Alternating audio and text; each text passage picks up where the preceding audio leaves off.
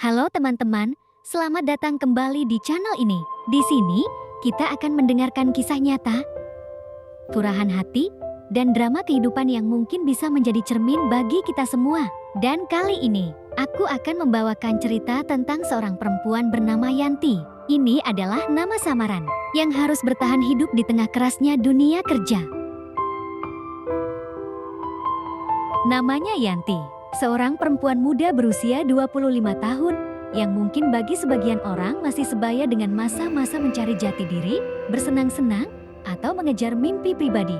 Tapi tidak dengan Yanti. Karena sejak ayahnya meninggal beberapa tahun lalu, dunia Yanti berubah. Tanggung jawab besar jatuh ke pundaknya.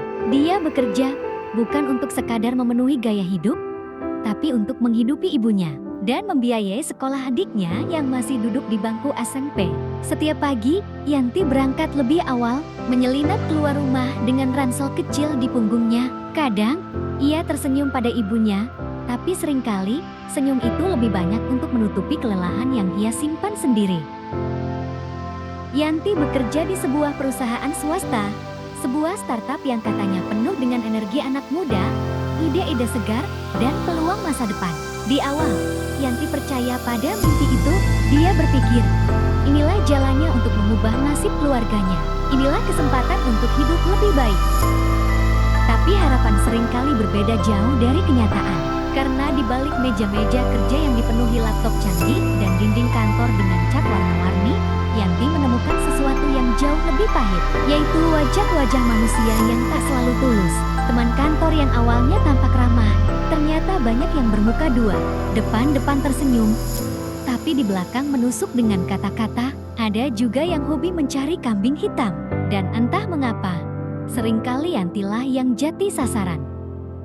Kesalahan kecil yang bahkan bukan ulahnya sering ditumpahkan kepadanya. Laporan yang tertunda, pekerjaan yang belum selesai, semua diarahkan padanya. Yanti yang salah, Yanti yang tidak becus, Yanti yang tidak kompeten.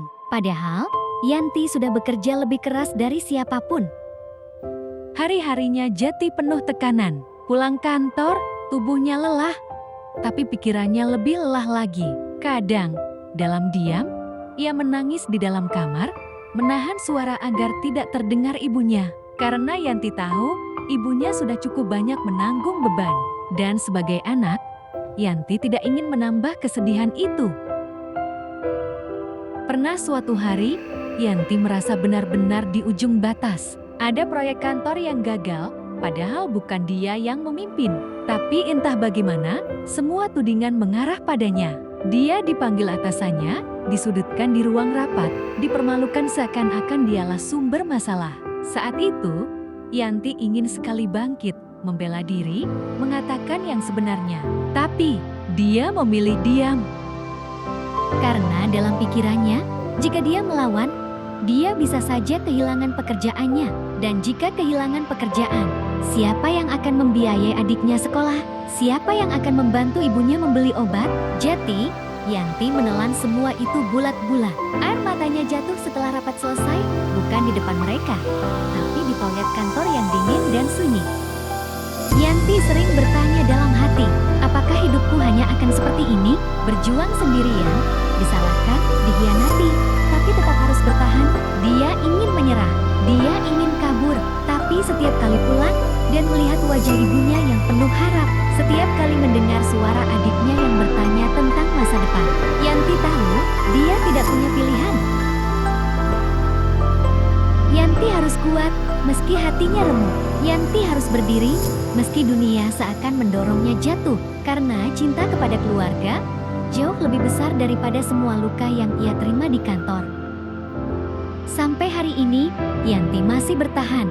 Dia masih menginjakan kaki di kantor yang sama, masih duduk di meja kerjanya, dan masih menghadapi wajah-wajah yang mungkin tak pernah benar-benar tulus padanya. Tapi satu hal yang tidak bisa mereka rebut darinya adalah kekuatan hatinya. Karena Yanti bekerja bukan demi mereka, tapi demi orang-orang yang ia cintai di rumah. Dan di balik semua luka, Yanti mengajarkan kita satu hal, bahwa kadang kekuatan terbesar tidak terlihat dari tawa yang lantang atau keberanian melawan, tetapi dari diamnya seseorang yang rela menanggung beban hanya demi kebahagiaan orang lain. Inilah kisah Yanti, seorang perempuan muda yang mungkin terlihat biasa di mata dunia. Tapi bagi keluarganya, dialah pahlawan yang sesungguhnya. Dan mungkin, di luar sana, ada banyak Yanti lain yang kisahnya tak pernah terdengar. Jika kamu salah satunya, percayalah, meski dunia terasa kejam, cintamu pada keluarga adalah kekuatan yang membuatmu tetap berdiri.